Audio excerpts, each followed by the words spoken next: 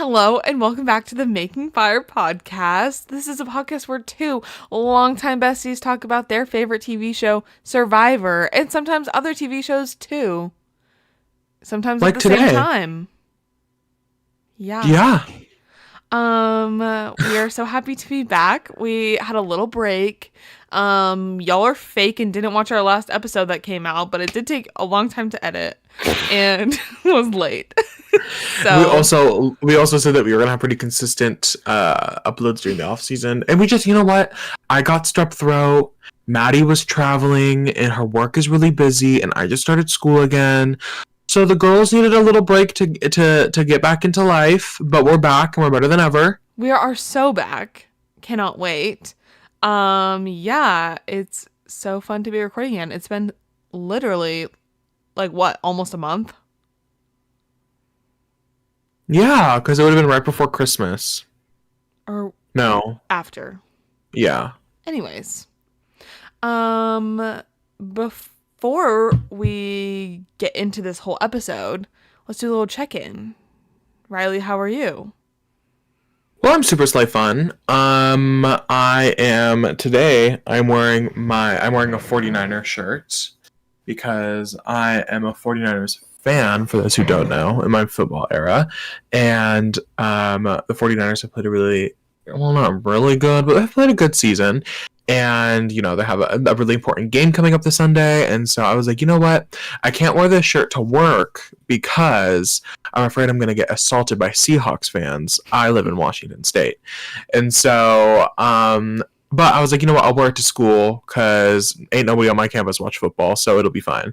So, I was doing homework today, and somebody who works in our diner, he came up to me and he was like, "Oh my God, a 49ers fan." I was like, "Hey," and we started chit chatting about the season, and then he started asking me if I was from the Bay Area. I'm not from the Bay Area, but my dad is, and that's why I'm forced to be a 49ers fan. Well, a San Francisco fan for everything. But it was so cute. It was such a fun little interaction, and people don't usually normally ask me about football because none of my friends watch football.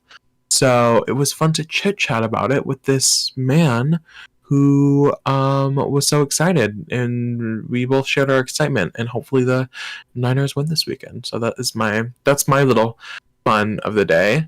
I love Um that. yeah, it was so sweet. Maddie, how are you doing? I'm doing good. I have, yeah, been very busy. But so last episode, you all didn't hear it, not only because our episode didn't get a lot of views, but also because I had to cut it out for time purposes.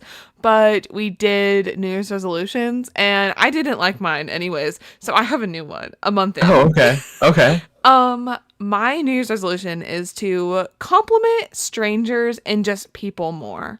Oh my god. Yes. So I What were the was odds of that after me sharing my little It story? was perfect timing. I know. So yesterday I was getting in the elevator after work at the parking garage to go up to my car. Maddie does not work at a parking garage. FYI, you kind of made it sound like you worked at a parking garage. Okay, I do Anyway, not work at a parking garage, but I park my car in a parking garage and then walk to work.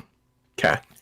Anyways, so this elevator is like kind of scary, makes like really weird noises, and every day it's like, should I risk my life or take the stairs? Yesterday was a risk my life for the elevator kind of thing. So I'm like going to get in and it starts to like try and shut on me. And so I'm like, oh, and I like scurry in, and there was another girl in the elevator, and she's like definitely around my age or like maybe a year or two younger, like probably in college. And she was like, we were just laughing. We're like, oh my God, yeah, this elevator is crazy. Like, can they fix it? And we were laughing about it. And then we get up to the floor that my car is on. And as I'm getting out, she's like, oh my God, by the way, you have amazing skin. And I was like, Oh, that is the nicest thing a stranger's ever said to me. Thank you so much. And then the door oh, shut. that's so But I was precious. like, that is so nice. It made my day, rejuvenated me for life. And yeah, now I'm like, I need to start doing that more. Yeah, and I bet you it feels good when you do it too, because you're like, oh, Yeah. like I just made somebody's day or something. I don't know. Yeah. Well, it made my day. It made me feel good. So I Good. think we need to start complimenting everyone more. Just like, hey, I've seen this person on TikTok who gives like aggressive compliments. And they're like, can you give me an aggressive compliment? I can't even do it. No. You went, No. Okay, well, usually what happens is the person's like really hesitant because the way he like delivers it is kind of like he's yelling at them, and he's like, it's a compliment, take it. Like, wow, you look fire in that red 49ers shirt. Why did I almost say jumper? I'm not British. Crew neck. And then you'd be like, oh, thanks. And then he goes, it's a compliment. Anyways. thank you. You know exactly how these interactions go. That haircut looks so good on you. Thank you. Yeah. I'm gonna give myself a haircut tonight. Oh. Yeah. Stay tuned I'm for in my next haircut episode. era. I know. Riley is bald. Anyways. Do we want to get into what we're doing today? Yes. We are combining fandoms, if you will. Two major competition reality shows. Oh, Riley's spotlight. We got the spotlight. We are casting a heroes versus villains season of Survivor, but all of the contestants are queens from Drag Race. RuPaul's Drag Race. Specifically, yes. Specifically. I think we should preface this by saying I am a Drag Race super fan. And I'm a new fan. Yes, Maddie is a new fan. And so what we decided to do is Maddie has only watched from season 5 to season 8 with a little break of All-Stars 2. Well, oh, you did. I watched 1 and 2 as well, but yes, like a couple years ago. Yes. So Maddie most recently has watched 5 through 8 and All-Stars 2. So what we decided is Maddie would take those middle seasons and pick queens from them. And I would take the first couple and the most recent seasons to sort of cover all of our bases and go from there. So we pick some queens that we like and it'll be good. Again, Maddie is not going to be so familiar. So some of this will just be me sharing and then Maddie reacting, which I think is so valid. I did come up with my own list. That's true. Maddie did come up with her own list and I think it's a pretty good list. So and I do have points. That'll be fun. But I don't know as in depth or like beyond the show as much as Riley does. Also want to preface this that I know a lot of the discourse around RuPaul's Drag Race, especially when it comes to who is a hero and who is a villain, can be tad controversial in the sense of the show being highly edited to favor certain people, because at the end of the day they're telling a story. Obviously you can say the same thing about Survivor, you can say the same thing about Big Brother, but I know it gets a little intense when talking about it with Drag Race. So just a heads up that this is not on anybody's character. This is just how they are represented on the show by the editors. We don't know any of these people personally. So we might say they're a villain, and they might be the nicest people in the whole world. So and even my villain comments are lighthearted and like not serious. Yeah. Yeah. Like I'm shady too. Yeah. It's just like it's not that deep. It's not that deep. We're just gonna have fun. I'm excited that I've been watching Drag Race since season 7 live, and so almost we're on season 16 right now, so it's almost been 10 years, which is pretty crazy to think about. But I'm excited that Maddie is getting into it because now I have a close friend. I have other friends that watch Drag Race, but I have a close friend that yeah, I definitely have other friends. Yeah. It's nice to have a close real life IRL friend that I can talk to you about Drag Race. Yes. And while I was home earlier this month, Riley and I got to watch a lot of season 8 together, which was so much fun. Yes. We know that this is a Survivor podcast, so it's still gonna be a little Survivor, but spread our wings a little bit. Yeah, I would love to see these drag queens play Survivor. There Or are at some, least, there are drag queens that have publicly said that they would love to be on Survivor. yeah. And I think it would be so much fun. Even if they didn't do like Survivor, I think a Survivor type of show for them would be. We'll talk about that with one of my queens that I have on my Oh, list. okay. What was I gonna say? Survivor, Big Brother. You just said something that I was like, oh, I have to have another point for that. You said, what did you say before what you just said? Before what I just said, Yeah. I don't know. I just Fuck. be yapping. You said, oh, I was gonna say that there's a lot of. I feel like personally, as somebody who's on reality TV Twitter, which I know can be not the best place in the world, there is a lot of crossover between the Drag Race fandom and the Survivor fandom, especially with the gay people. Gay people love Survivor. Gay people love Drag Race. So there's a lot of overlap. So hopefully we get some new people in, some people that love Survivor, and they're like, oh my gosh, a little Survivor Like podcast. these It'll people be are just fun. so fun.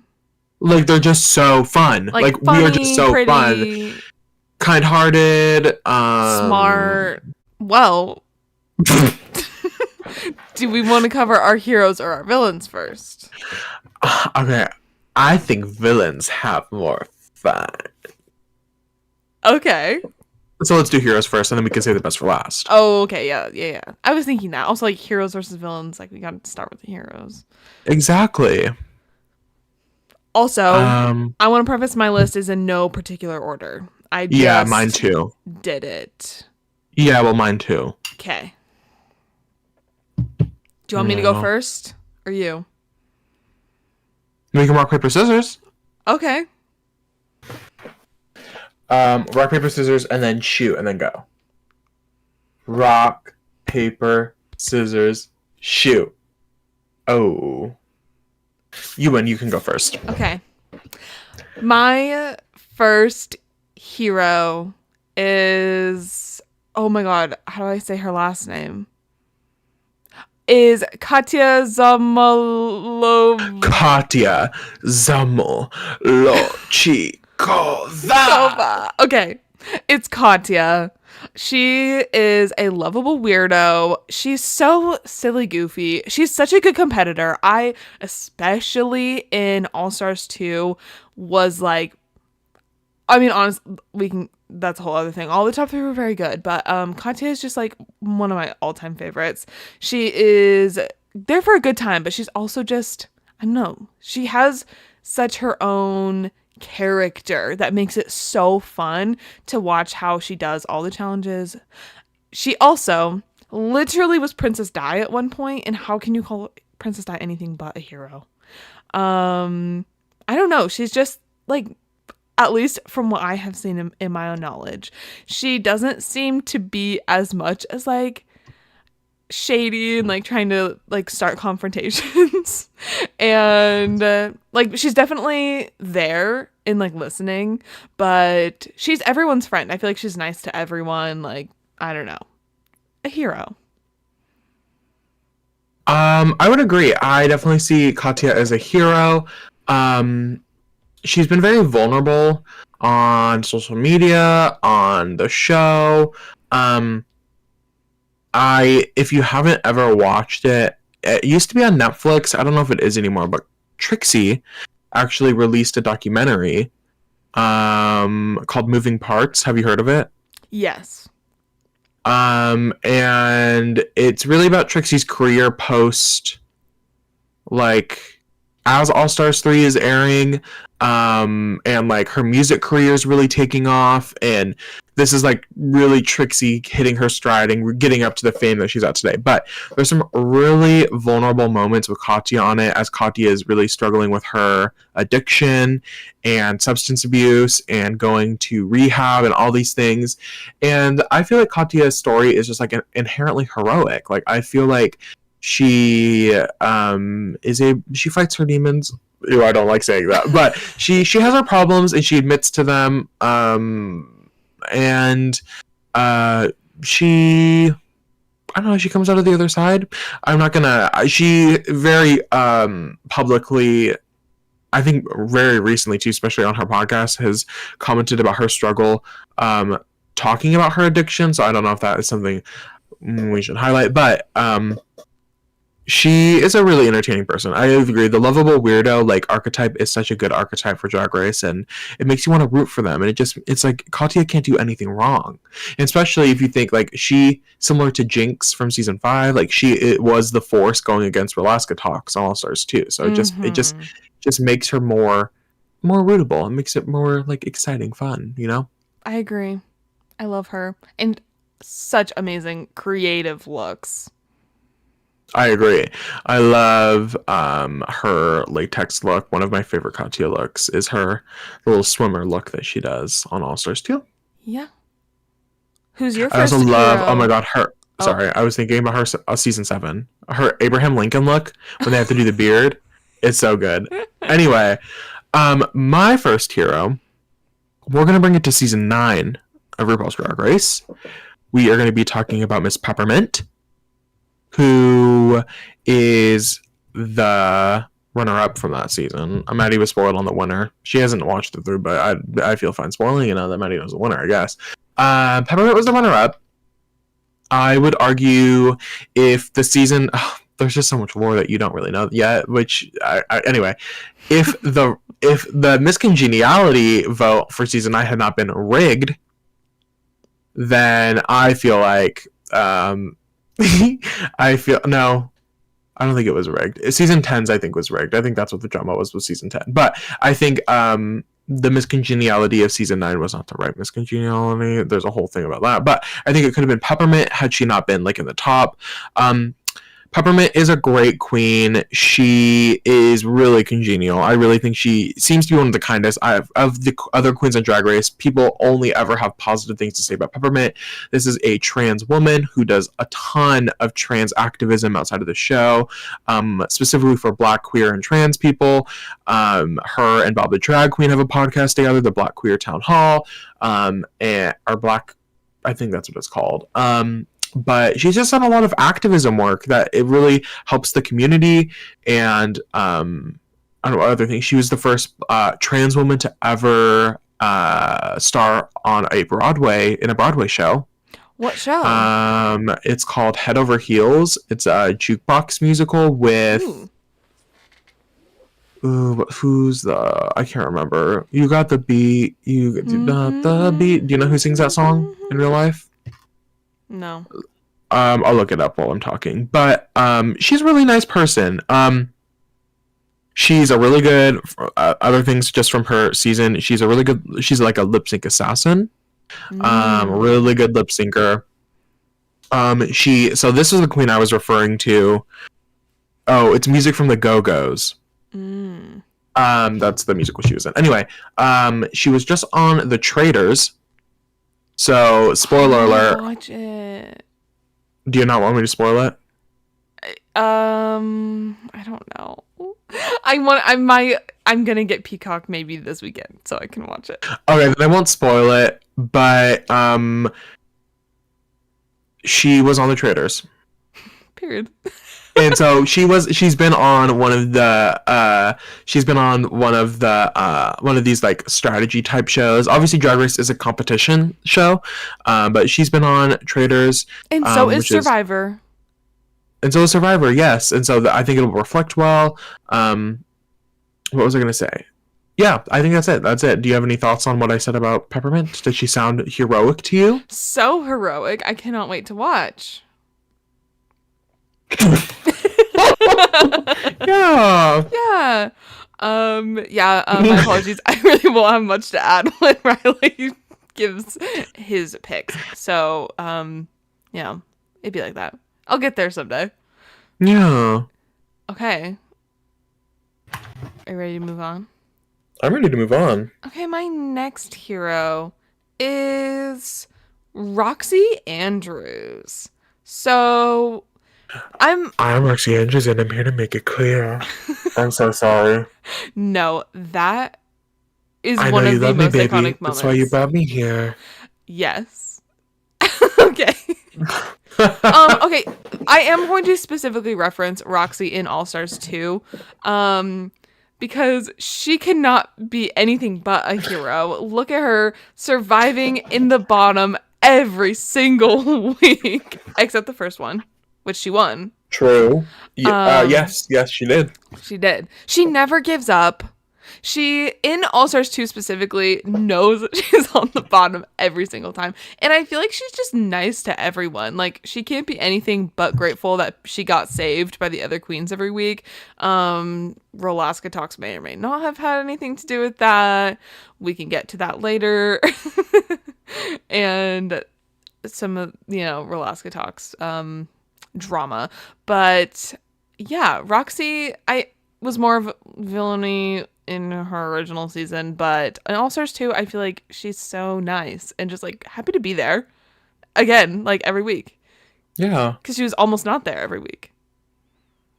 One of my favorite, again, I know we're talking about her as a hero, but one of my favorite things from her from season 2, or from season 5, sorry, is when she just will not get off of Jinx's neck in like the finale episode of the of that season. They're like getting ready for the final runway, and Roxy is like, I just don't think Jinx deserves to win. Like, you do not deserve to be here. And Jinx is like, Roxy, and Roxy's like, no, you do not deserve to be here. And I'm like, I'm sorry, you ate that up. But no, Roxy on All Stars 2 is, I think, a great hero, a great heroic pick. Really a good underdog. She takes the punches well, and she never lets that get her down, which I think is so commendable, especially when you know week after week that you just cannot hit your stride.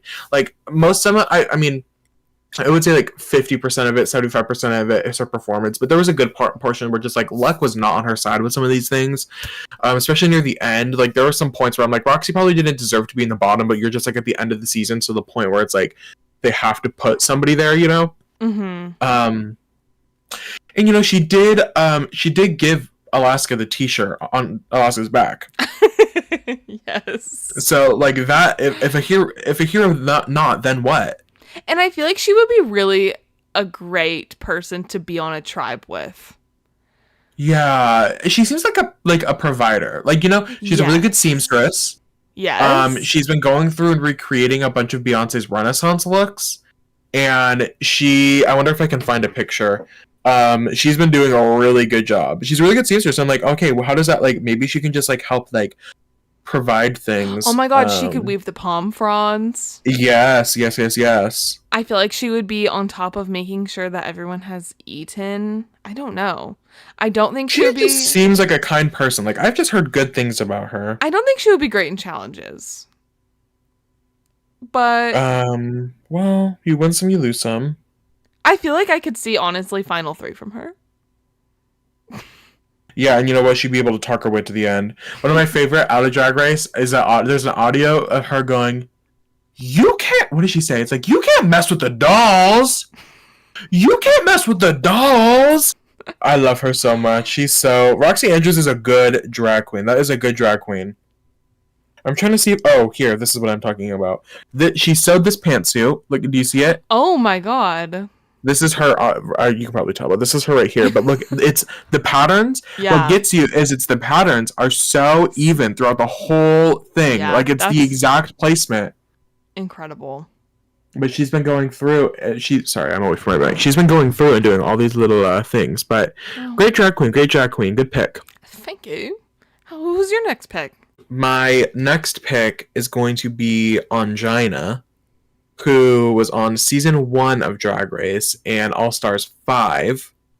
Ongina, I think I don't know if I would say personally she's the first hero. Her story on season 1 is really commendable. She ends up she gets her win with the Viva Glam challenge, and she wins, and she breaks down on stage, and she tells the nation on this episode of Drag Race that she has AIDS, and she is done sort of letting it limit her life, and she's just going to live life to the fullest and living this challenge, because the Viva Glam was a makeup offshoot of MAC that like would donate the money from the brand to like AIDS research. I think, I'm not 100% sure, but I think that's what it's for. So it meant a lot for Ongina to win the challenge. She's really personable. She's really nice and friendly. She came back from All Stars 5. She had an unfortunate run on All Stars 5. She was a little ill during the recording, so I think that hindered her performance. But again, Angina's a queen. When I hear people talk about her, people are obsessed with her. Great shoe collection. Apparently, Angina's really small. Okay, so let's get into Survivor. Angina's a really small person. Like, not a normal drag queen size. I went to DragCon, and her DragCon booth, she was sitting crisscross applesauce on a foldable table. That's how small she is. She was just chilling. Oh my god. She's like, I wonder if I could, not me, Google's my BFFL. She's small. So, like, I feel like she could, if it were come to a challenge, like endurance. We saw last season Julie doing really well. Like, I could see Angina doing really well in things like that. But she's also really, like, friendly. Like, people, she's 5'4". Oh my gosh, that is really small. Yeah. Yeah, so I think she could do well in challenges. I think she could do well socially. Like, people love to key with her, and she seems to be a fun person to be around. So that's sort of my perspective on her. But I think she's the original hero, I would argue. Her story, I think it's her story that really sells it. It's such an impactful moment, and it really helps you just be like, live your life. Yeah. And Survivor would eat that up. They would. A little story moment. A little backstory, yeah. Love. I don't know if anybody on Survivor has revealed that they have AIDS. Oh. I don't know if anybody on Survivor has ever had AIDS, so I don't know if that's possible. I also do not know. Yeah. Well, that's that. Maddie, who is your next pick? My next pick is Chi-Chi DeVayne. Yes! She is a Southern girl that does the most with what she has on the show. I love, like, she is also just giving such an underdog storyline, especially on Survivor. Like, I mean, I'm pretty sure on season 8, doesn't she come out, like, in wearing a trash bag dress? Yes, like, creative, and sometimes people want to say stuff about that, and she's like, I'm doing the most with what I've got. I'm balling on a budget, and I still look fierce.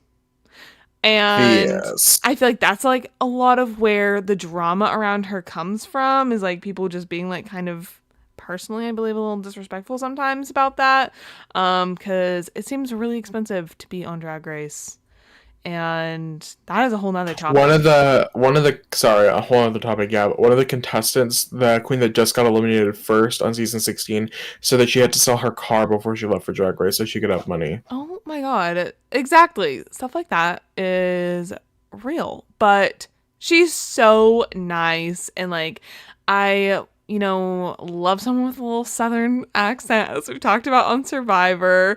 And yeah, I just think she would do really well on a tribe with other people. I think she'd be really resourceful, and I don't know. I also just see her, like, being good at challenges, frankly. And, like, would love to just, like, gab with Jeff. Of course. Yeah. That's someone you could just sit down and talk to, and those are the sneaky ones. The sneaky ones would, yes, like, everyone would want to be in an alliance with her, and then people wouldn't realize that she's actually friends with everyone and is scheming, but in a good way, because she's a hero. Anyways. Of course. Rest in power, Chi-Chi DeVayne. Absolutely. It's so sad. She died during season 13, I think. I was shocked when I found this. That's true. Maddie and I were watching, and I casually was like, "Oh, did you know she died?" And Maddie was like, "What?" And I was like, "She's one of my favorite queens on this season." It's devastating. But yeah, they did a cute little homage to her, or not homage. They just did, like, a video. It was a bunch of queens from season 8, other seasons too, that they filmed, like, a little compilation of people talking about how much they loved Chi-Chi and how much she meant to them, and it's such a sad little it's a sad video, but she meant a lot to a lot of people, so that's so cute. I think Chi Chi's a great pick. I think Chi Chi's definitely a hero. Um, my I think my next pick sort of falls into a similar archetype on the show. Queen by the name of Heidi in Closet. Oh wow! I waited. I was waiting for your response to that name. I think I've heard this name before. Heidi in Closet, season 12 and All Stars 8. She is also a queen that sort of just went to Drag Race with what she had and made do with it. Has a really great personality, really knows how to sell herself and her brand. But she's really resourceful. She's a dancing queen. Give her a lot of endurance. I'm sure she's really flexible, can move in and out. Puts her mental health first. And lets that be known. That was so loud. Did you hear that? Yeah. I was playing with a Lego person and it fell. Sorry, everybody. Yeah, Heidi's just a really good queen all around. Great looks, great personality. I think that's what sells highly. Heidi is her personality. Mind the Gap, she has a little gap tooth, and that's sort of her brand as she came back to All Stars 8, which was so silly. One of my favorite, she has a really good standing up for people. That's a hero. Untucked, there's this girl, Aiden Zane, being attacked and untucked by all the other queens, and Heidi's sick of it because she knows she's about to lip sync, and she's like, I need you guys to get out of Aiden's face. Everybody was fighting Aiden, and then Heidi went, why am I acting like we can't curse? I curse on this podcast all the time. Heidi looks at all the queens and goes, fuck you, fuck you, fuck you, fuck you. I'm gonna worry about Heidi. And I just be quoting that sometimes because she's so silly and right for that. But she was standing up for Aiden. She was like, Aiden didn't do anything to you guys. Aiden's not the one judging. If you guys are mad at Aiden being safe, you guys should be mad at the judges, not Aiden. She sounds like she'd be the most fun to watch at Tribal Council. No, she would, because as soon as something goes down, yeah, Heidi's gonna be like, no. That's not how it's. No, we're not gonna let people bully. I can just imagine them all coming back from Tribal, and that's when she puts people in their place. That's when she. Did you really just do that? It's giving Jake and Katora. Yeah. Yeah, that's what it's giving. Yeah. Love. Great queen. I think she'd be good. I think her and Chi Chi. She's a little southern queen too. She's from. Let's see. Chi Chi was from Louisiana. Heidi is from, I think, one of the Carolinas. I think where Chi Chi's from is North the Carolina. same place that Terry Joe. The same. I think so What's too. What's it called? Shreveport. Oh, Shreveport. Oh. No, wait. Yeah. Yeah. I was thinking another. Well, sometimes Terry gets confused where she's from. Terry. Yeah. Anyways. This is not a Terry Joe podcast. This is not a Terry Joe, but Terry Joe, if you want to come on the podcast, you're welcome. We would love You're welcome to come on the podcast. Who's your next queen? My next queen is Bob the drag queen. Bob is. I wanna go up. I don't know why I just started.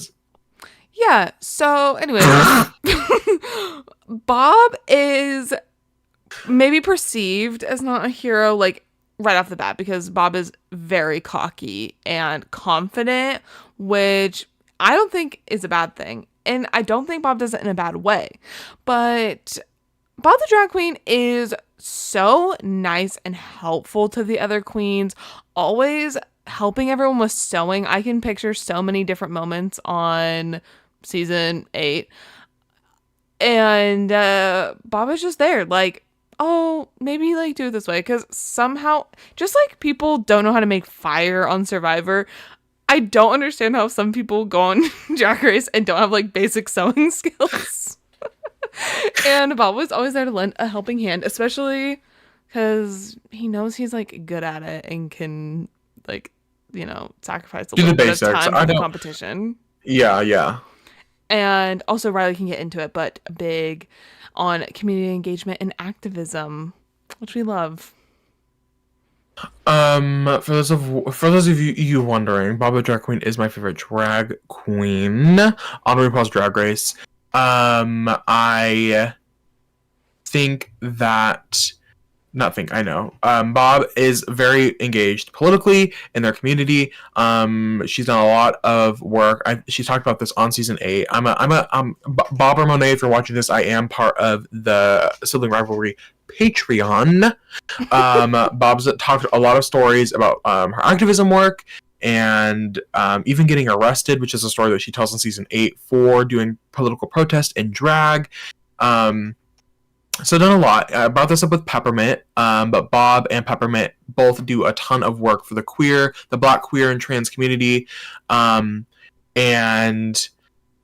they just do great things. Also, can't mention Bob without mentioning We're Here, which, for those of you who don't know, was an HBO show that it's still going on. Bob's no longer part of the cast, but for 2 seasons, Bob was on the show, and the show basically, each episode, Bob and 2 other queens would go to a small conservative town in the United States. They would interact with the queer community in that city, highlight 3 specific stories, and make them over, do a drag show inside of this conservative town, often towards protests.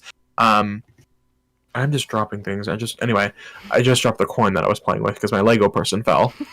Bob is a great queen. Love that queen. I think Bob would be so entertaining on Survivor. I think so strategic. So strategic on any reality competition show. Ricard vibes. Yes. One thing Bob knows how to do is gaslight. Gatekeeping girl boss. And girl boss and gatekeeping, girl boss and gatekeeping and gaslight. Me, because I couldn't think of the third word. Bob is a great liar. Bob is a great actor. Bob is a great storyteller. I think Bob would be great on Survivor because as soon as Bob gets in an argument, again, podcast, my favorite thing is when Monet, who is the co-host of Bob's main podcast, they get in a fight and Bob will say something. Bob will be like, huh, and tilt her head, and she'll be like, And Monet hates it. She's like, don't tilt your head at me. I hate it when you tilt your head. And Bob's like, do I know that you hate you hate it when I tilt my head? And like, imagine Bob on Survivor fighting with somebody, and somebody's like, Bob, I'm sick of you. And Bob's like, are you sick of me? I would love that. I think it'd be good. Like, obviously that's a little villainous, but Bob's core. Bob is a hero. Don't we all have a little bit, like, hero and villain? Exactly. Yeah. A little spice. Yeah. Shake that dice at Santino Rice. You're done. Well, should I move on to my next? Yeah. My next. I am going to stay with season 12 because underrated season. I always say Drag Race is best in seasons of 3. Season 3, season 6, season 9, season 12, and season 15 are some of the best seasons of Drag Race regular seasons, period. That's what I'm going to say on that. I love that. That's the rule I die on. Season 12, great season. I'm going to cast Crystal Method. Mm-hmm. How about that name? Love. Great name. Crystal is also just like a lovable weirdo. She had a rocky start to season 12, but comes out on the better side. She ends up, she's a finalist, I believe. She's just kind. She's silly. She cares about her drag drag family. Did you turn into like a Midwestern mom? Yeah. Family. I can't talk. Crystal is from Kentucky? No, oh. Kansas City. Kansas City, Missouri. It's the Midwest. That's what I meant. Yeah. And yeah, I don't know. I when I think of Crystal Method, I think of somebody who supports her sisters, who is a kind person and gives off kind and just happy energy. You know what I mean? Mm-hmm. And it's just like silly fun. I think similar to a Katya. Just like a lovable person who gives off good energy. And I think that's always important to have around, especially when you're like on a game like Survivor. it's always nice to have people who just like bring good morale, you know what I mean, that are just like positive, Yeah. bring the morale up. And I think that is what Crystal would do. I love that. Yeah. Yeah. Great queen, great queen. Well, my last hero pick is a little silly one. I have Adore Delano. Adore is like a little emotional, a little more sensitive, not as like, you know, I don't know how to explain this. Like not dramatic is not the right word because she is dramatic. But she's not as like trying to start stuff. She just like happens to like fall into it. Mm. And she might quit Survivor. Just like she quit All Stars too. But She she's what?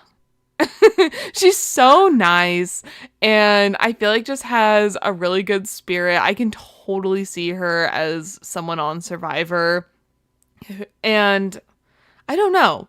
I think she would be like a little bit emotional along the way, but like be just doing her best. Like I don't think she'd be great at challenges. Maybe like not the same, but like giving a little bit Romeo, like would all of a sudden like win Mm. out of nowhere, like win a challenge out of nowhere, and you're like, oh my god, I'm so happy for you, and just be like friends with everyone, or like have be in an alliance, and they don't have any interest in getting her out because like why would you, you know?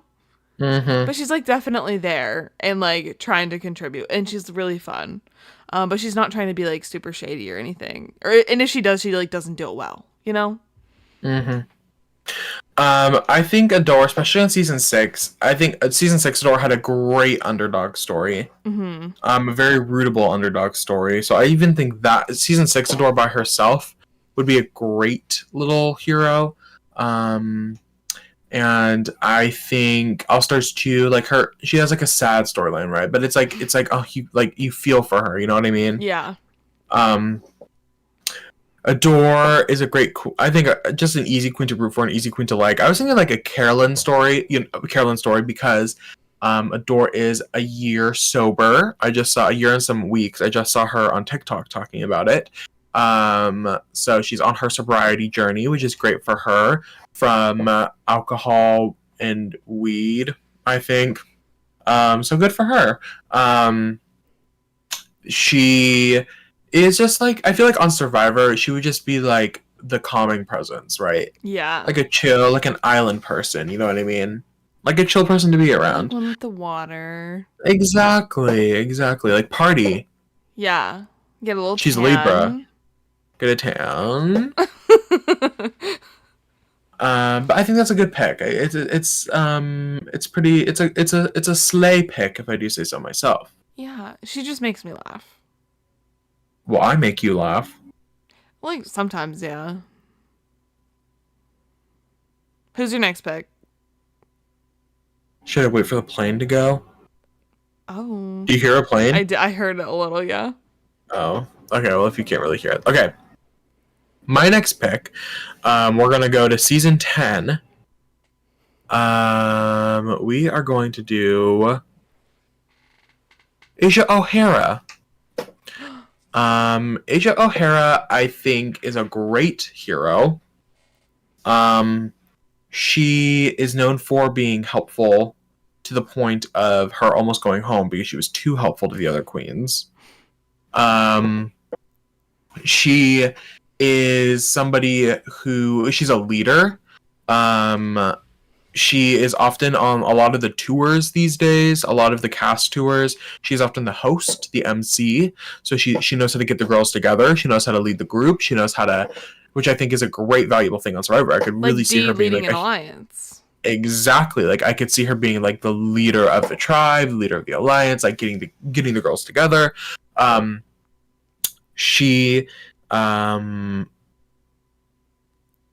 queen that I will talk about later, during the reunion of season 10, left the reunion, and after fighting with RuPaul, basically. And then it cut, and it comes back, and Asia is like, how are we all sitting here when one of our sisters is in need and is an emotional and clearly needs our help, and then starts fighting Rue because Rue's like, girl, what? And Asia's like, you're not being like, this is a little insane. Anyway, Asia just cares. Asia cares about the people around her. She cares about her sisters. She cares about them doing well and them succeeding. But she is also a great personality. RuPaul also infamously slapped her on her season on accident. They were doing a little acting challenge, or it was like a mini thing. It was like, who can have the best reaction to the fake slap? And so Rue was fake slapping everybody and then accidentally actually slapped Asia. So there's a joke amongst the community that it's Asia O'Hara's drag race because baby's gonna sue and get her coin. But yeah, I'll let you watch season 10 and you can see that happen. I was gonna tell you Asia's infamous moment, but you can see that. Yeah. Okay.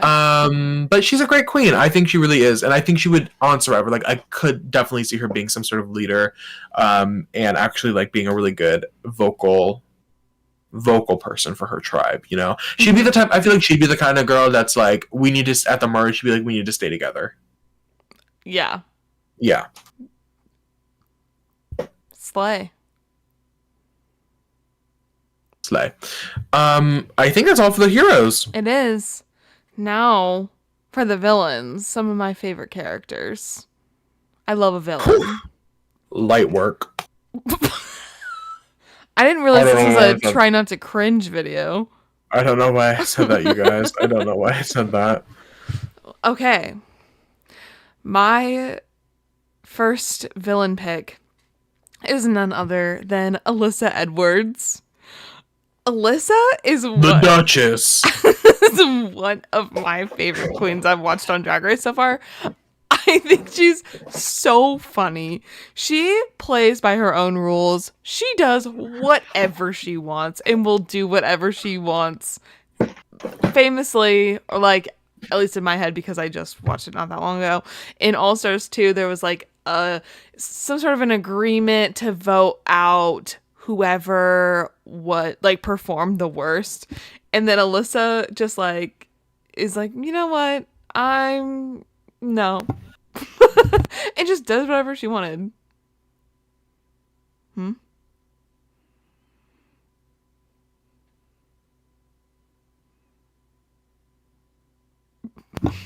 Sorry, Cullen was singing. Anyways, Alyssa Edwards is always getting into the drama, is not afraid to just speak her mind, and when people have a problem with it, she's more than willing to argue. And I love that for her. She's so funny. They're one of the biggest personalities. Alyssa is such a great queen. One of the most quotable, one of the most memeable. She is so she's so self-centered, which I eat up, not in a bad way. Like, she is self-centered, not in a bad way. But I just think, like, she loves picking a fight. I feel like, if to relate her to a like former Survivor player, Abby Maria, like, yes, going up and instigating it and being like, "Are you talking about me?" Or yeah, when Abby Maria, like, there was the conflict with like the bags, Alyssa would totally be like, "You stole my bag." Like, no fear. Like, will just say whatever she's thinking. And also just not be, like, Abby Maria was not socially aware, and Alyssa would not be socially aware. Like, Alyssa would just be doing something annoying everybody, and just, like, would not be able to, like, tell. I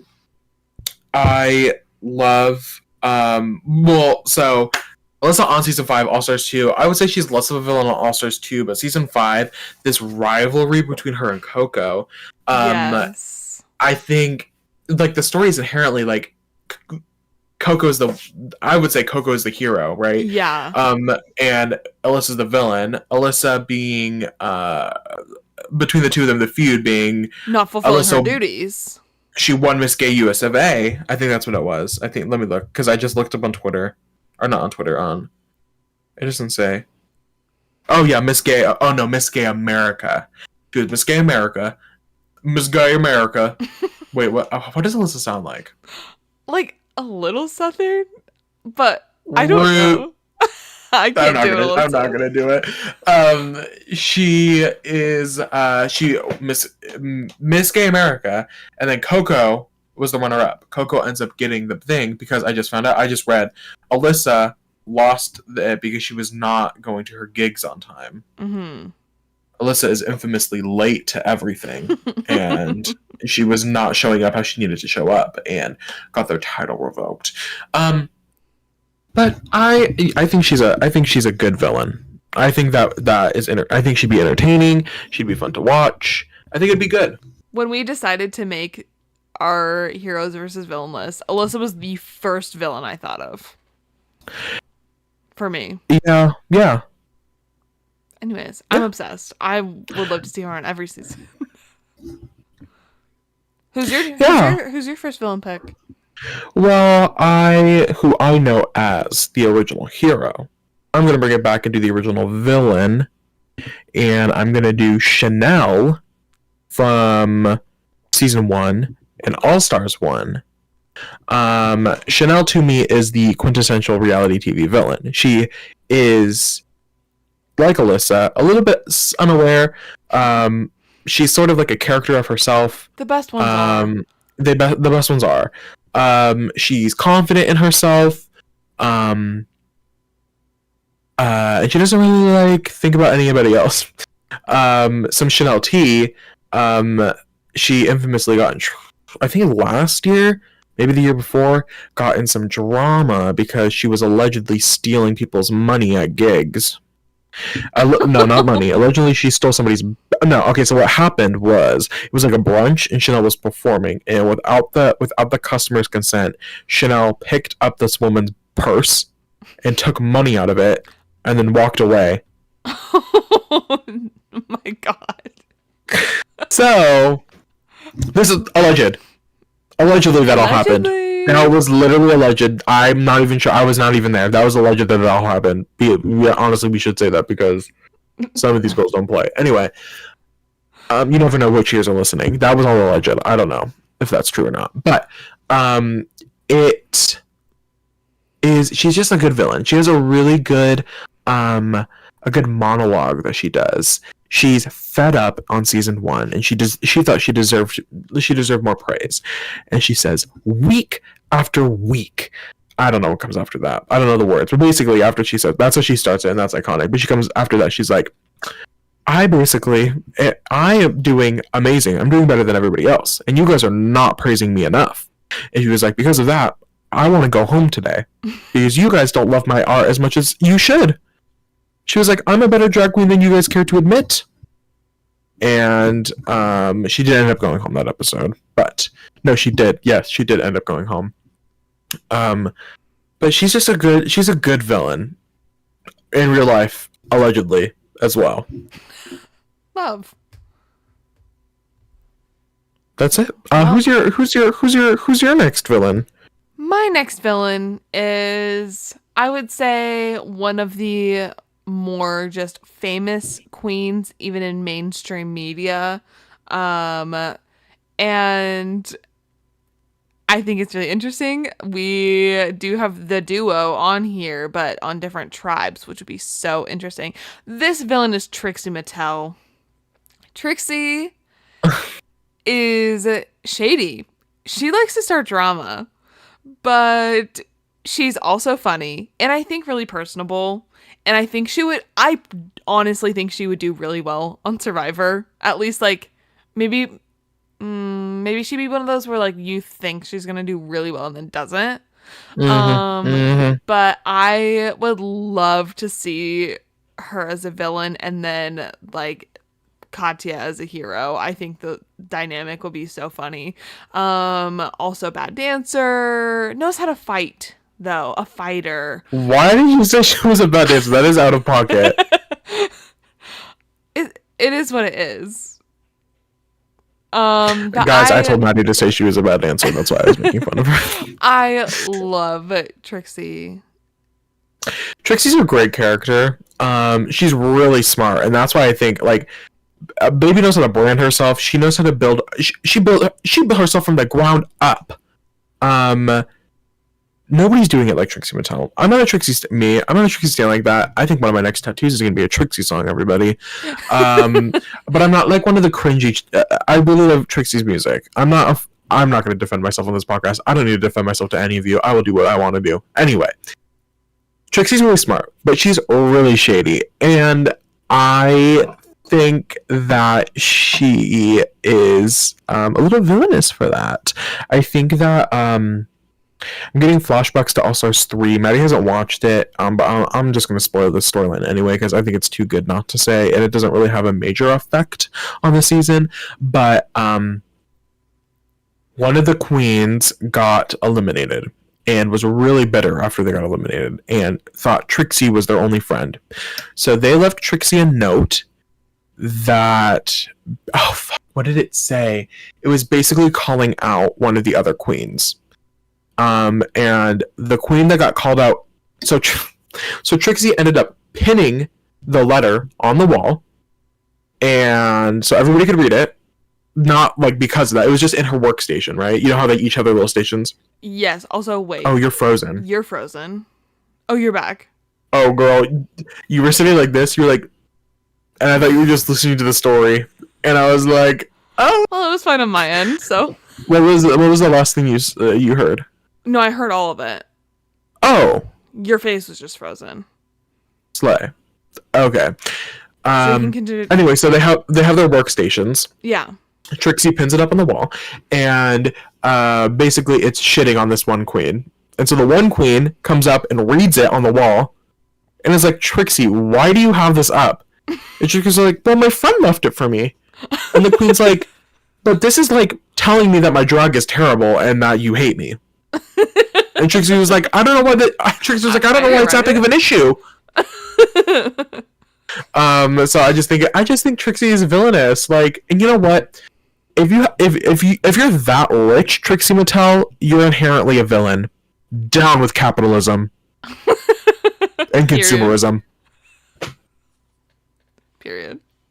But I think she could win. She's so smart. You're telling me you have all that money, you have all these brands, these little. She has a TV show here. She has a YouTube show here. She has this makeup brand. What? A literal motel. Exactly. You have all these business ventures, and you're still able to do all these like. She's smart. She got things going for her. Yeah. Well, I'll get into my next villain now. Please do. Well, let's bring it to the new era. Shall. From the era of Drag Race and Survivor. Drop the 4, keep the 1. Except it's drop the 4, keep the 1, and then add a 5, because we're going to season 15 of Drag Race. Okay, math major. So season 15 is one of my favorite seasons. I thought it was recency bias when it happened, but we are now a year out. Season 16 has started airing, and I'm still fully obsessed with this cast, these queens, the season. I loved that season of Drag Race. One of my favorites, if not, I think top 3, top 5 definitely, favorite drag queens to come out of the show. Mistress Isabel Brooks. Just wore her t-shirt to class yesterday. I love Mistress so much that I went to DragCon because I love the drag queens, but one of the main reasons I went to DragCon is because Mistress has this shirt that I wanted so bad that sold out online, but then she posted that she was going to sell it at DragCon, and I went, wait, I need to go to DragCon to get that shirt. I would be lying if I say that shirt was not one of the main reasons I went to DragCon. To the point where I made my sibling, I said, the first thing we have to do when we get there, I don't care about anything else we do, we have to get in line to meet Mistress so I can get the shirt. Okay, well, you now need to send me a picture of it so I can include it on the podcast. You wearing the shirt. Okay. Oh, me wearing the shirt. Okay. You're gonna have to text me and remind me when you're editing this. Mistress is so shady. Mistress is a good villain. Mistress got a lot. Maddie doesn't know this because she's not really part of the fandom like this yet, but it's hard for queens to live. We could never have another season 5 Alaska Talk situation on Drag Race today, because the Drag Race fans love to complain about complain about the queens, but then never actually like let the queens be the queens. You know what I mean? Mm-hmm. Mistress is good shade. Mistress is good, like key good, like drama, good everything. Mistress knows how to egg on somebody. Mistress knows. One of my favorite things to do is go into TikTok when Mistress is on live on TikTok begging people for galaxies, but not in a Jason Nash way, not in a Jason Nash way, in a way that's like, give me your money. Like I am Mistress's Bible Books, like give me your money. Not in going live on TikTok. We should. Maybe we can go live with Mistress. Mistress has a diss track out with Bob the Drag Queen. Bob the Drag Queen wrote a diss track about Mistress, and then Mistress clapped back. And it's just so good. She is such a good queen. She how would she do on Survivor? I don't know if she would do well. I know. I feel like no, because why do I feel like these girls are gonna get annoyed with her and get her ass out? That's just how I feel like she'd do. I just don't know. Maybe she'd be an early boot. But someone's got to be an early boot. She still has a kind heart. Like she keys with the girl. Like she makes fun of the girls. She eggs them on. She does drama. But like she's still like she would help the queen sewing, and like she would give them tips on things, give them tips on makeup. Mistress has one of the best mugs I've ever seen. She's a good queen, so like I could see her getting along with people, but I could also see people getting annoyed with her. But I love that queen. Mistress, you're amazing. You will always be mother. Ooh. Yeah. But that's how I feel. That's how I feel. How do you feel? Who's your next pick? My next pick is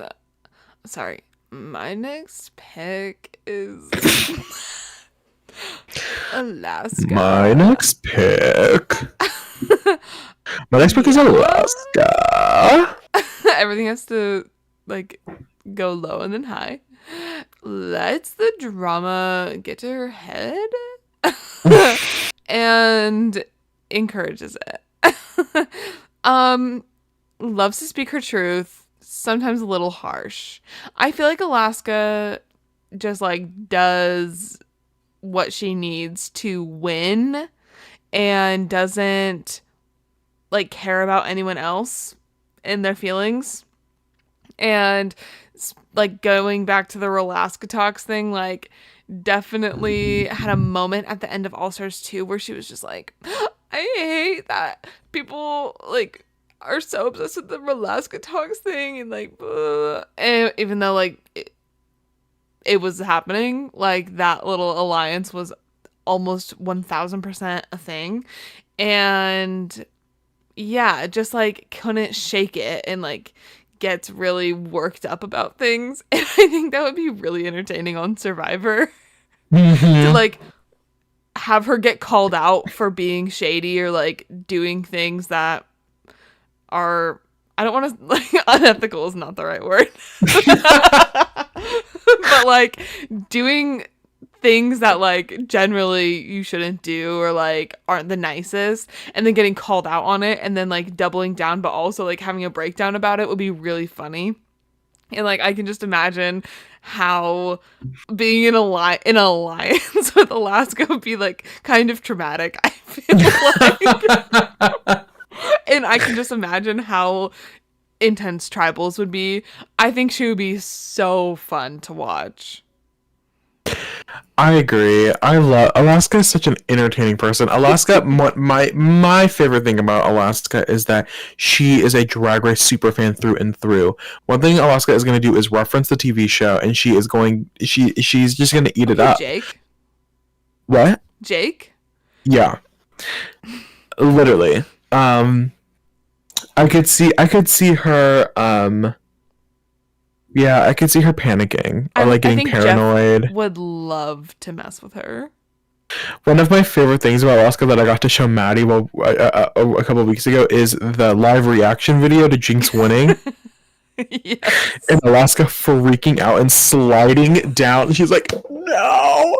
And then Alaska's in tears and Jinx is crying and Roxy's comforting Jinx because Jinx has just won. And Alaska, the camera pans over to Alaska like sitting like this in her chair, and Alaska's like, I'm so happy for you.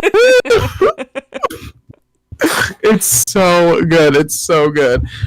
No, like You need somebody on Survivor who really wants to win. And the one thing Alaska wants to do is win. And I don't blame her. Let her be competitive. Let her want to win. But I think that would be some either cutthroat gameplay or some really dramatic reactions. But either way, I think it'd be juicy. I think it'd be good. I think it would be good. Yeah. She plays hard. So fun. Will be amazing on Survivor. So fun to watch. Anyways, who's your next pick? Well, Maddie and I made these lists separate from each other. And I don't know if Maddie's too familiar with this queen, but my pick is from season 4. Willem.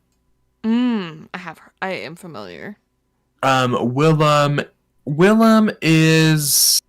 Willem and Alaska are like Trixie and Katya in alternate universe. They have their own podcast together called Race Chaser, where they review every single episode of Drag Race. This is the beginning. I'm a friend of the pod. You get it. And they, they've been doing it since, well, they haven't been doing it since season 1, but they started with season 1. It's a little iffy now. They hop around with things. But anyway, Willem, great villain. Willem, how do you describe Willem? What do you say? Well, Willem was the first ever queen to get expelled from the show. I did not know that. Willem broke the rules, and I forget what the real reason was. I always forget because I've heard like 3 different Willem has told like 3 different versions on like what happened, but not like what actually happened, you know what I mean? Mm-hmm. But what the story was on the show is that Willem called her partner, her husband now, and was able to like get him into the hotel, and they like fucked, and that wasn't, you're not supposed to have like any contact with the outside people. But Willem is somebody like a very confident person, with good reason. Willem is a great queen, very talented, really shady. Some of the best fights on Drag Race are from Willem on season 4.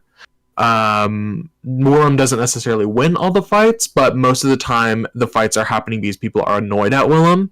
And Willem's just like, I'm living my life. Good iconic one is Willem is fighting with queen named Milan, and Willem's like, you're not on my level, and Milan's like, you're right, you're not on my level. And then she proceeds to get onto the floor because they were both sitting on couches, and Milan gets on the floor and looks up at Willem and is like, am I on your level now? And they're fighting, and then Milan's really heated, and Willem goes, your tone seems very pointed right now. I love that quote. But she's overly confident. I think she's justifiably confident, but some would say she's overly confident. She's overly self-centered. But she is very smart. She's very intelligent. She has a very specific brand that she sticks to, and I think that could go well on the show. Because she's not stupid. Like I think part of her character is like to be silly stupid, but she's very quick.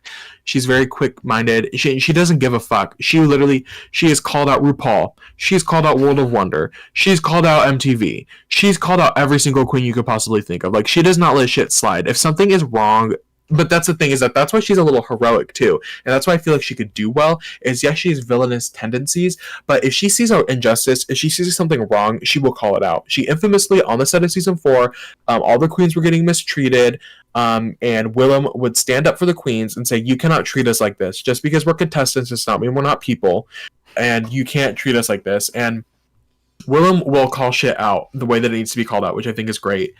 Willem is an LA queen. And so a lot of the queens you see on Drag Race today are wearing clothes from Willem. Willem infamously has a giant on whatever, I don't know what it's like one of the famous streets in LA. It's near World of Wonder, near the studio. Has a giant studio space, and her whole drag closet is there. And so Willem will let the queens before they're on Drag Race come and get clothes and get whatever they need because Drag Race can be so expensive. Willem will let them come borrow things, and so one of the fun things to do in the pod is Willem will always point out what the queens are wearing, like who's wearing her stuff, which I think is so fun. But I think I was trying to find, when you talk about I'll try to find why Willem was actually expelled for your next queen. But that's, okay. I think Willem could do actually really well. Okay. She's a smart queen. Love. Okay. My next queen is Britney Spears. Just kidding. Can you sing it? Derek Bear. Oh wait, it cut out. Fuck. It was too high pitched. Hey, I'll do it from back here. Derek Barry. Oh, that was really good. Thank you. Derek Barry cracks me up. Derek is a Britney impersonator, looks just like Britney, and is very good at it, and got a lot of criticism for that on the show, which turned into drama. Derek got a lot of mixed critiques as well. At first it was like, don't do Britney, you need to be Derek Barry. But then they were like, no, we want to see you do Britney. And then the other queens would like get on Derek for like not being able to do drag makeup and only do like Britney makeup and like be Britney, which was really funny. And when people go low, make low comments on Derek goes lower. And so true. Derek is not afraid to get nasty and to just like dig themselves into like a little hole. But I think Derek will be so funny on Survivor. Mm-hmm. I think they would be so much fun especially with the other queens, and just like, I don't know, the character of Derek Barry. It's so interesting because like Derek Barry is a Britney impersonator, but I think like who Derek Barry is in my head is like so relevant. And I know yeah. And like I know I also just watched the season like not that long ago, so it's very fresh in my brain. But I love Derek. Derek would be so nasty to fight with, but also like so fun to watch. But like when Derek isn't in a fight, like, it should be nice, like, yeah. Fine. But I love Derek. I love Derek Barry. Derek Barry is one of my favorite characters. I don't know about one of my favorite drag queens, but one of my favorite characters from Drag Race, like, ever. You are so delusional, but also your brand so well. Is the thing about Derek is Derek clearly knows who Derek is and like what she's trying to sell, but you also have no idea about the people around you. Yeah. Which is crazy. One of my favorite fights from Drag Race, because Bob mopped her, is when Bob is like, Derek, you're always just saying shady shit. You always make little comments. And Derek's like, I do not do that.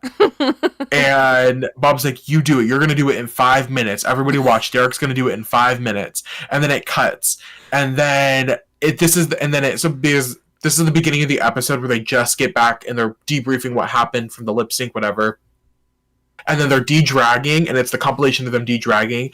And then Derek is getting de-dragged and goes, Bob, if I want to do ratchet drag next week, will you give me some tips?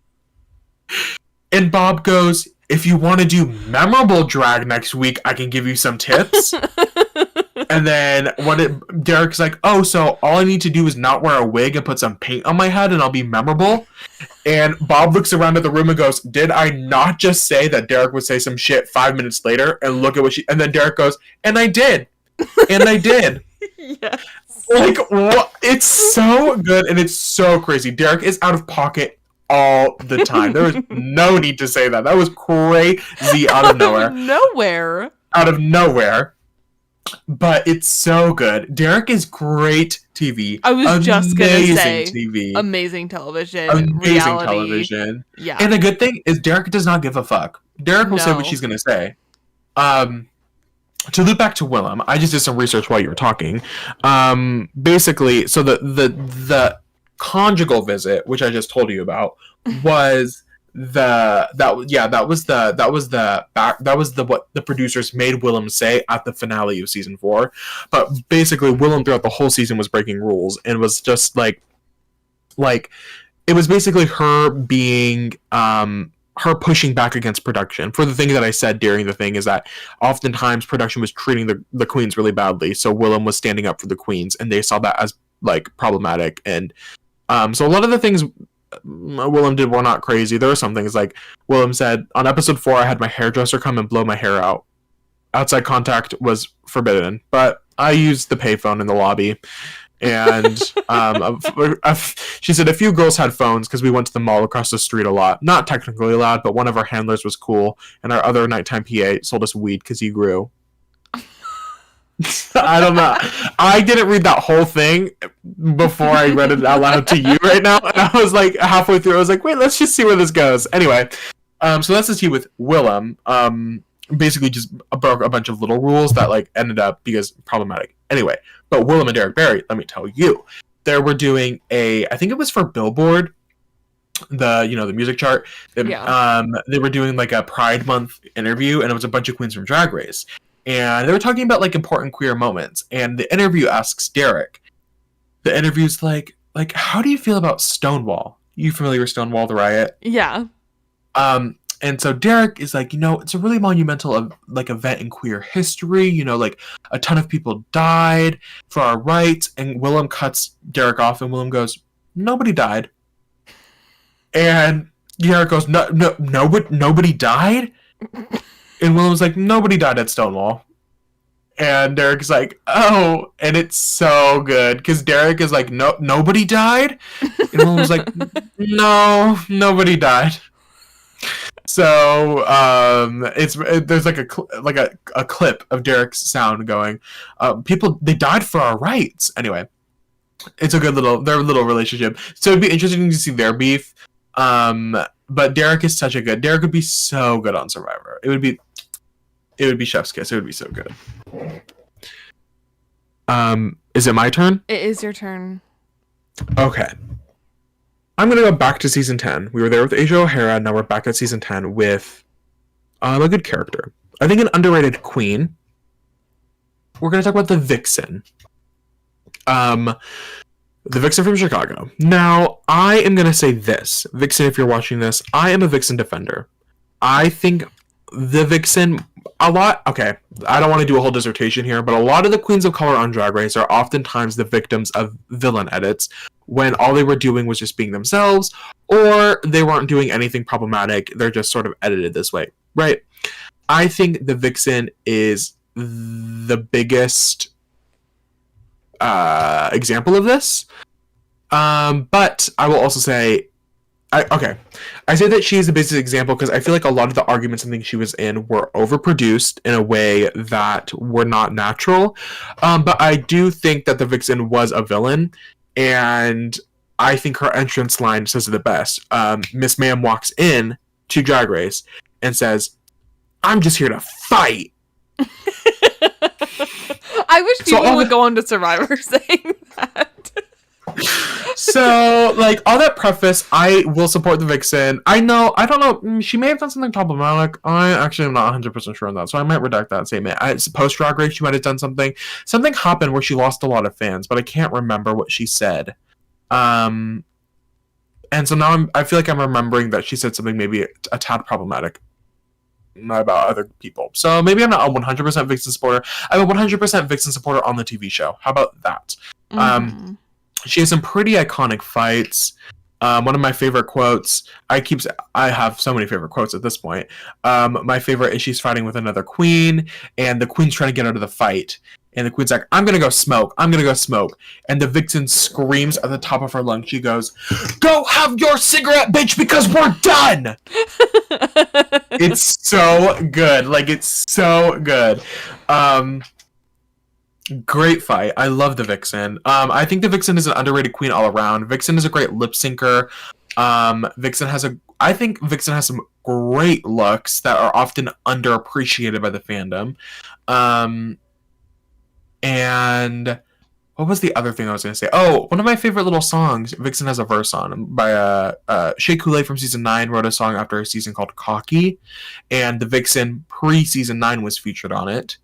And it's a really good song. Everybody should check it out. Anyway, I think Vixen would be great on Survivor. I think she'd be great TV as well. She doesn't give a fuck, similar to Willem. She's just gonna say what she's gonna say, and she's gonna do what she needs to do, which I think could be entertaining from a strategic and a social standpoint. Because she's like, I don't see the point of you being here still. I'm just gonna vote you out. Like, that would be iconic, and I feel like I would eat it up if that happened. Love. Yeah. Also, I want to say so far, I think this villain tribe that we've put together will be the most interesting, like, group of people. It sounds so entertaining. I can't imagine like being on it. It's full of dysfunctional people who only think about themselves, I feel like. Yes. It's giving the real villains tribe from the TV show. Yeah. Because the villains tribe did flop because it was full of a bunch of egocentric people that only were thinking about themselves. Yeah. Well, I'm down to my last person, my last pick. Woo! My pick is Kimchi. Kim is she's so silly. And like I feel like she's very unassuming because she's like not coordinated and like sometimes just like I don't know, just be like yapping a little with like no real like thoughts behind it. But she is shady and she definitely is stirring the pot. And but like you would never think about it. Like you look at Kim Chi and you're like, oh, she's like having a good time in her own world. Yeah. But really, she's actually thinking and like I think more strategic and methodical than like you would think, which I think would do her really well on the show, on Survivor. I think she would be really good on Survivor, actually. I think it would take people a long time to like catch up to what she's doing. Similar, different, but similar to like Omer. You look at Omer with the ostrich shirt and you're like, he's just having a good time. Like he's just friendly and like fun with everyone, you know. You like, why would you vote Omer out? But then you realize that Omer's actually like really plotting and playing the game hard. And I think Kim would be the same way. I hope. I agree with you. I think Kim would be great TV, a great confessionalist. I think very similar to Omar. I think that's a great comparison. Because I think she'd be really unassuming and people would not see her coming, but she would make smart decisions, you know. Also, has a pretty big makeup empire at the moment. I wouldn't say empire, but she has a really big makeup brand. And she had like something that went viral on TikTok a little bit ago. But she's smart. She's a smart businesswoman. And I think that's really interesting, really engaging. And I think it's a good choice. Yeah. Do you have anything else to say about No. I think Kim would be fun, especially with like the mix of all of the other queens on the villain group too. Like she's different. Yeah, she is. I don't think she's not as in your face as some of the other people. Like she's not like a Derek. Like she's not going to be She's not an Alyssa. But or an Alyssa, but I do feel like she's shady. She knows what she's doing. Yeah. Perfect. Well, I guess I do. I guess I have the final pick. I also really love this queen. I think a queen who falls to a similar problem as the Vixen, a queen of color who is edited in a specific way. But I will always be a Candy Muse defender. Candy Muse, season 13, All Stars 8. Candy, the producer Muse. Candy is so entertaining. Great queen. Some great fights. She really knows how to play the game. Specifically, that's why they call her. It's like that's the running joke right now, is that she is the producer because she knows how to play Drag Race, which is so interesting, especially in this new era of like Drag Race. Mm-hmm. But Yeah, she I knows totally know. she she knows how to get her screen time. She knows how to interact with Rue. And I think there's something like inherently villainous about that. Like it feels a little like dirty, like When they do it with Jeff, when Survivor yes. contestants, I'm like, oh, you're like playing the game in a different way. Yes, it's a different way to play, but it's so interesting to watch. Candy's a great drag queen, great performer, great looks, great makeup. Like love Candy Muse. She also has some good fights. If you don't have star quality, then get the hell out. That's one thing she says to Tamisha Mon. I just love Candy. I think she would be I think she would be one of those people that like plays production a little bit, that like plays into their hand. She's a little like an over the top character, but like she's not really like that. You know what I mean? Like she's over the top to the cameras because she wants to get her screen time, but she knows how to intertwine herself into the tribe. You know what I mean? Yeah. Kind of like I don't like him, but kind of like a Cochrane. Yeah.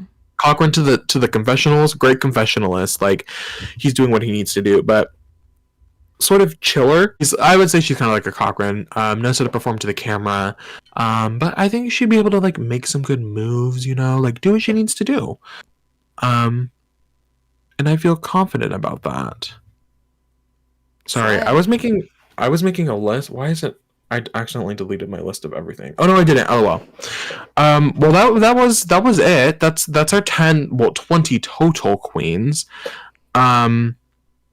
Should I list? I realized as I was making this list that I was putting them in not alphabetical, numerical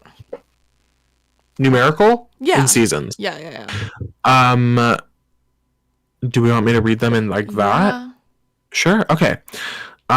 So for our little heroes versus villains cast from Drag Race Queens, we have from season 1 Chanel. Season 1 also. Wait, do you want to say if they're on heroes or villains? Oh, yes. Okay. So season 1 in All Stars 1 Chanel, who is a villain. Season 1 in All Stars 5 Angina. Season 4 Willem. Season 5 in All Stars 2 Roxy, I literally stopped. Angina is a hero, Willem is a villain, Roxy is a hero, Alaska, who is from season 5 and All Stars 2, is a villain. Alyssa, who is from also season 5 and All Stars 2, is a villain. Adore, who is from season 6 and All Stars 2, is a hero. Trixie, season 7 All Stars 3, is a villain. Katya, season 7 All Stars 2, is a hero. Kimchi, season 8, is a villain. Chi-Chi, season 8 and All Stars 3, is a hero. Bob. Oh, never mind. Bob the Drag Queen, hero, season 8. Peppermint, season 9, hero. The Vixen, season 10, villain. Asia O'Hara, season 10, hero. Heidi in the Closet. Like, is that not a sickening name? Yeah.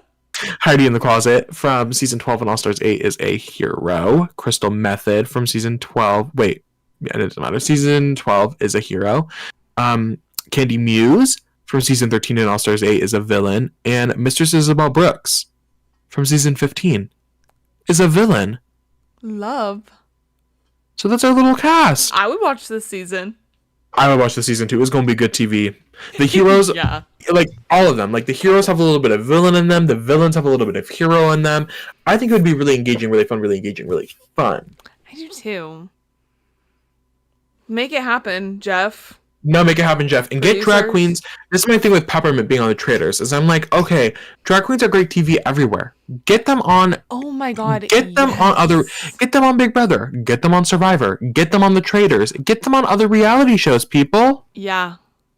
They're good TV. Such good TV. It would be so fun. You know how hard it is to get casted on Drag Race? Probably. And then to be a standout person on Drag Race with a bunch of loud people. Yeah. Like, you're perfect for TV. If you can make it out as a star character on a season of RuPaul's Drag Race, you are good for any reality show. Put you on any reality show. Any reality show you want. Wipeout. Exactly what I'm saying. Could you imagine? Chopped. Oh, wait. The Great British Bake Off. Name another reality TV show. I can't think. I'm trying to think of a Squid silly Game. one, but I can't. What? Squid Games? The Netflix? The Netflix one?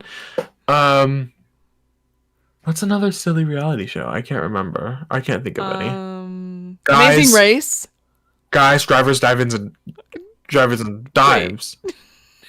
Is it? Guys, No, I think it's wait.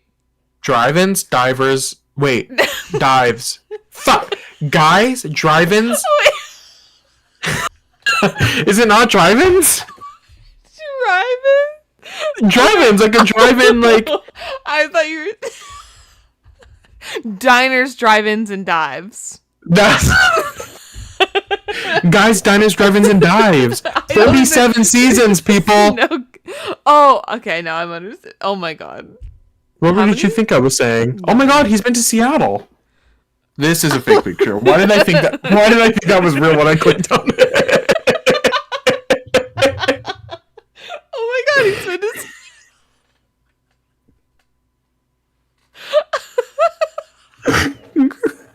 not God mean to say like this.